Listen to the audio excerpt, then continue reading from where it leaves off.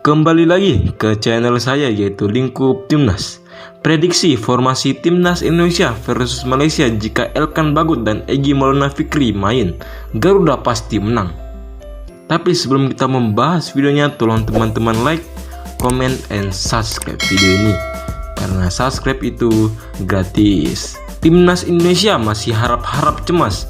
Tim berjuluk skuad Garuda itu berharap dapat memainkan Elkan Bagot dan Egy Maulana Fikri untuk melawan Malaysia di Piala AFF 2020. Timnas Indonesia akan menghadapi Malaysia dalam matchday terakhir grup B Piala AFF di National Stadium, Kalang, Singapura, Minggu 19 Desember 2021 malam waktu Indonesia Barat. Partai hidup mati berbalut gengsi itu begitu penting untuk kedua tim demi memastikan laju ke babak semifinal Piala AFF.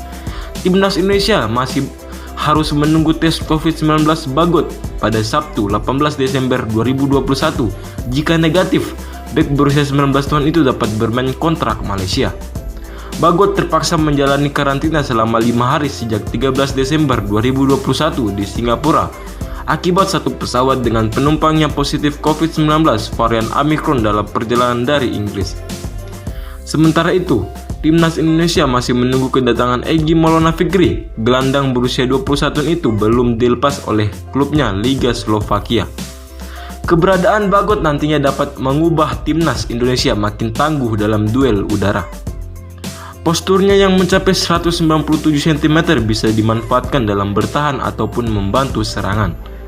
Pelatih Timnas Indonesia Sintayong begitu menantikan Egy.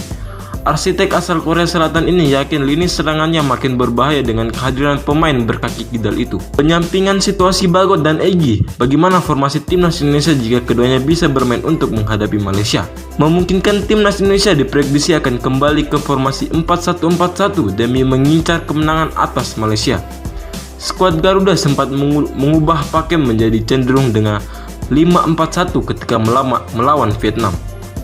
Paket 4-1-4-1 telah dimatangkan oleh Sintayong dalam sejumlah partai. Evan Dimas duduk di penyisian grup. Nadeo yang bermain tangguh saat melawan Vietnam kemungkinan bakal menjadi kiper utama menyisikan Hernando Sutriadi dan Muhammad Riyandi. Adapun Asnawi Mangkualam dan Pratama Arhan telah paten di pos bek sayap. Jika Bagot bermain, pemain Leipzig tahun U23 itu dapat diduetkan dengan Alvander Dewangga di jantung pertahanan. Nama terakhir terpilih sebagai man of the match kala Timnas Indonesia mengimbangi Vietnam 0-0. Di lini tengah, Rahmat Irianto tidak pernah absen sebagai gelandang jangkar Timnas Indonesia. Pemain berusia 22 tahun itu bakal menjadi pelindung Evan Dimas dan Ricky Kambuaya. Andai Egy dapat bergabung dengan Timnas Indonesia sebelum melawan Malaysia, gelandang Sanica itu dapat dipilot sebagai gelandang sayap kanan menggeser Ivan Jaya.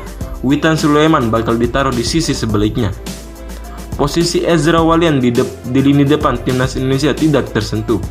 Meski baru mencetak 1 gol, bomber Persib Bandung itu dapat menjadi tembok dan membuka ruang bagi rekan-rekannya plus memberikan tekanan ke pemain lawan. Mungkin sekian dari video ini. Salam Lingkup Timnas.